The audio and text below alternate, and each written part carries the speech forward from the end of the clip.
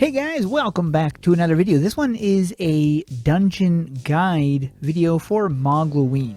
There are two dungeons in the Mogloween update that are both rather difficult, and they can become even more difficult depending on what your team is doing. So I'm hoping the tips in this video will help speed up the dungeon for you guys who are farming them. The first one is Dr. Trollenstein's laboratory. Now, this one, or lair, I guess. Now, this is the extreme version, and this one here can take a little while of time. There are certain things you need to avoid, which I will be getting into, but before we get to that, there are certain classes you would want to avoid. Now, the first thing is going to be the toolbar down here. You're going to want to set this up similar to this if you want it to be a little bit easier. Now, first of all, having potions isn't mandatory, but it certainly helps if you're about to die and you use a health potion. This is going to help prolong the battle, which is going to be making the dungeon go that much quicker.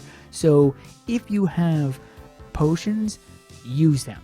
Next is to have some kind of consumable buff. Now, this could be pretty much anything you want, but these come in handy because these give you a 5% attack and armor, which helps in any battle. And there's lots of other different ones like the dark slice of cake. Now, you can get these things for free. The tasty buns, all the tasty buns I have, I got 67 of them, and they all came from the daily chests. There's also dark slice of cake, which you can get from the underworld, and you just have to run a quest. You can do that every day, and you can get tons of those. That gives you the same bonus as this. So if you've got these consumables, use them. Next is your cross skill. Now, this varies. This can go up to choice, but for me, I found having the Holy Bolt was the best because it could either help me or my teammates by giving them that extra little health they might need. Finally, the classes. Now, this is tricky because some people might want to be leveling up certain classes. Now, there is no wrong class, but there are two classes you should be avoiding at all costs, and that is the Moglomancer and the, where is it here, Paladin. Now, it's kind of funny because I said there's no wrong class, and then I go and point out two of them that would be not exactly wrong, but not exactly helpful.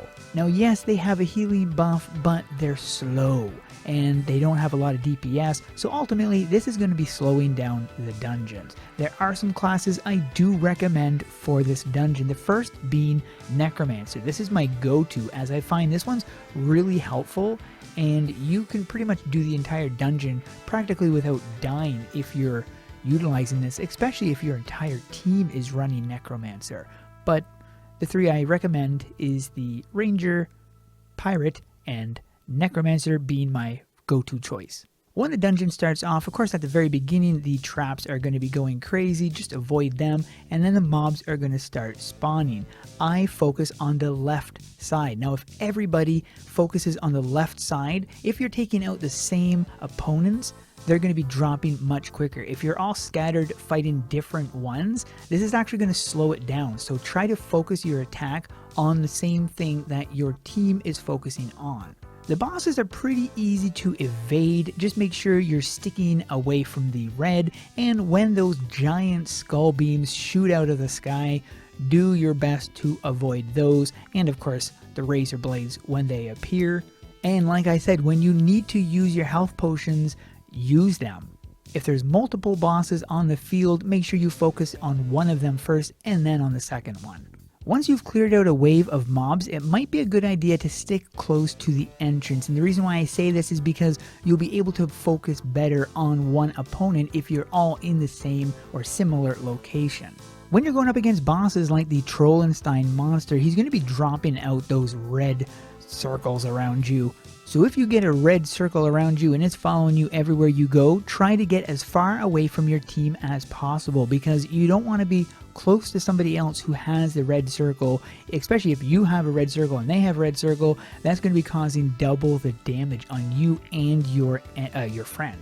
When you're fighting the Headless Horseman, the trick for him is basically just avoid any of the red beams. As soon as you see them, try to get out of the way. There is actually a side trick to him as well. You can actually get on top of the blue dome and attack him from up there. The only thing that hits you up there is the lightning attack.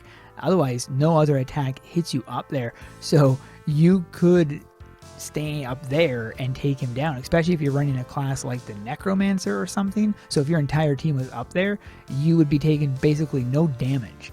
But if you're on the playing field, just avoid the saws, avoid the laser beams, and stay out of the red zone.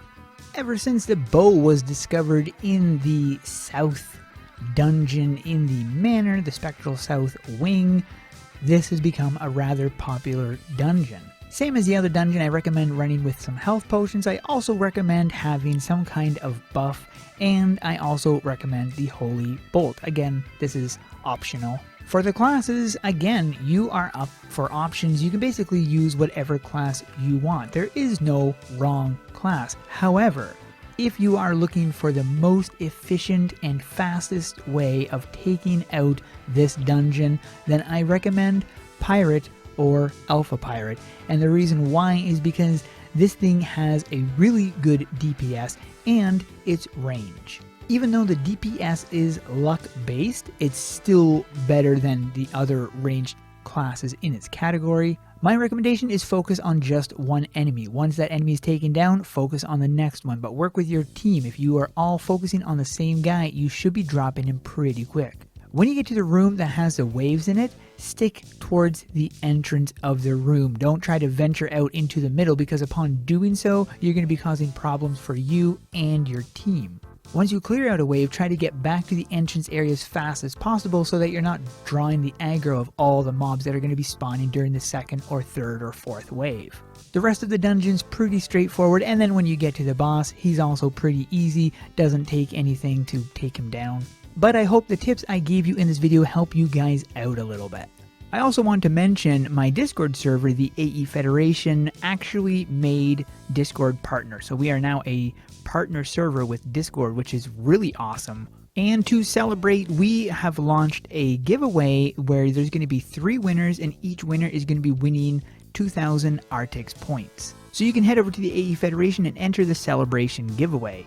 Big thanks to Owen the God for sponsoring the celebration giveaway. And I'd also like to give a big shout out to all of my Raven Squad members, because you guys can keep me doing what I love to do. For the set of the day, I'm going with this one right here. First of all, it was the name that also caught attention along with his title. And then of course the outfit, which matched perfectly. So this made it into the set of the day. And that is it for this video. Hope you guys enjoyed. Thanks for watching. We'll see you in the next one.